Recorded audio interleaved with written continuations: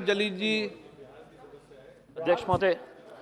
अध्यक्ष महोदय, ये लाखों मरीजों की जिंदगी और मौत से जुड़ा हुआ मुद्दा है। इसीलिए मैं आपसे हाथ जोड़कर ये विनती करना चाहूँगा कि कम से कम आप बेल बजाने से पहले इनकी पीड़ा को ज़रूर सुन ले।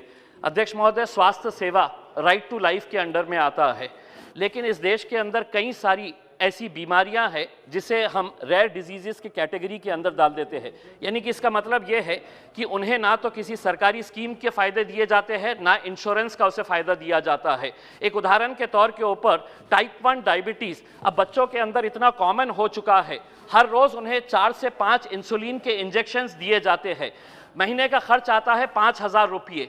अध्यक्ष महोदय, मेरे शहर के अंदर उड़ान नाम की एक एनजीओ है, अकेले उसके पास 1,000 बच्चे हैं, छोटे छोटे बच्चे जो गरीब घरों से ताल्लुक़ रखते हैं। उनका स्वास्थ्य का, उनके इलाज का कौन खर्चा संभालता है? तो हमारे जैसे कोई दानशूर लोग जाते हैं, कोई गरीब बच्चे की मदद करना चाहता है तो उसको डोनेट करते हैं।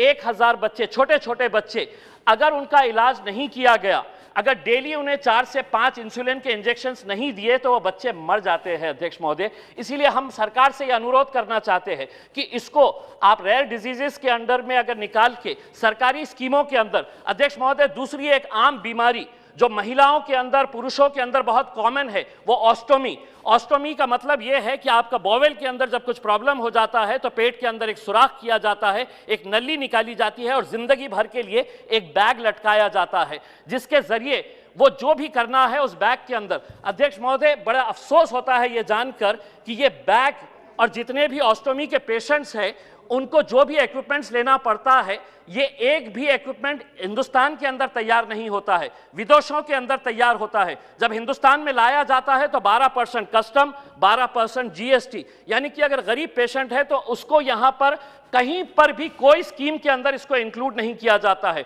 ऑस्ट्रेलिया हो, यूएस हो या दूसरे फॉरेन कंट्रीज हो, कनाडा, इसको एक डिसेबिलिटी के तौर के ऊपर ट्रीट किया जाता है। यानी कि इसका मतलब वहां के ऑस्टोमी के पेशेंट्स हो या टाइप 1 डायबिटीज हो या रेयर डिजीजेस के कितने भी पेशेंट्स हो, इन सबको सरकारी स्कीम के अंदर इंक्लूड करके उनको फायदा दिया जाता है। मैं सरकार से हाथ जोड़कर यह अनुरोध करना चाहूंगा कि जितनी भी रेयर डिजीजेस इस देश के अंदर है उसे गवर्नमेंट के स्कीम के अंदर इंक्लूड किया जाए, उसको इंश्योरेंस के तमाम फैसिलिटीज दिया जाए। वरना अध्यक्ष महोदय, हमने इन बच्चों को तड़पते हुए देखा है। हर माँ बाप चाहता है कि मेरे बच्चे, ऐसे मैंने रिक्शे वालों को देखा हूं इस उड़ान नाम की संस्था के अंदर, जिसके खुद की महिला जो है वो घर का काम करती है, लेकिन उसका बच्चा जो है वो इस बीमारी से पीड़ित है। उसकी कमाई महिला की 2,500 रुपये है, लेकिन बच्चे के ऊपर हर महीना उसे 5,000 रुपये खर्च करना पड़ता है। अगर ऐसी संस्थाओं की अगर हम मदद नहीं करेंगे, अगर ऐसे रेयर डिजीजेस के पेशेंट्स को अगर हम मदद नहीं करेंगे सरकार की तरफ से, तो क्या इसका मतलब यह है कि हम आज के दिन, मैं खुद जाकर अभी मेरा खुद का चेकअप करवा के आया हूं,